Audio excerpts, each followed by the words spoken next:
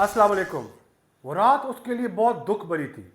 अंदर से वो बिल्कुल टूट गई थी क्योंकि आज उसकी माँ की वफ़ात हुई थी और वो अपनी माँ को ये तक ना बता सकी कि वो 6 महीने से एक नावल लिख रही है।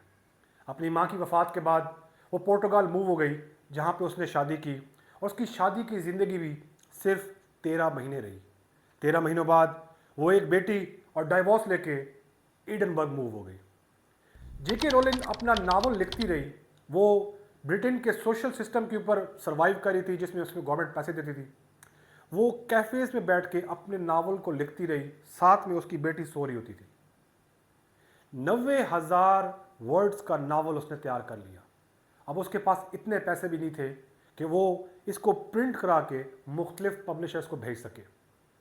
तो उसने मैनुअली पूरे 90,000 वर्ड्स को 12 से 13 बार लिखा और मुख्तलिफ पब्लिशर्स को भेजा।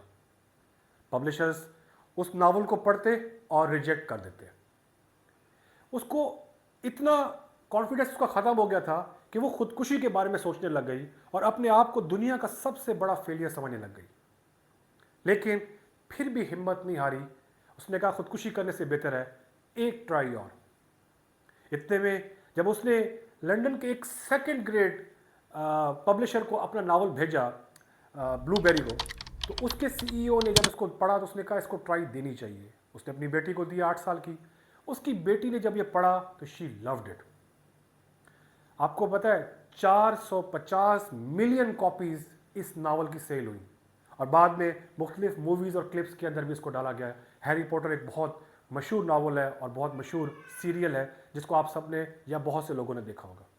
वो औरत 2011 में $1 बिलियन की उस लिस्ट में शामिल हुई जिसको फोर्ब्स पब्लिश करता है।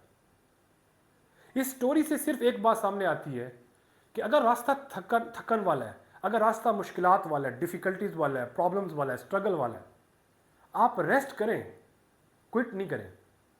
शुक्रिया।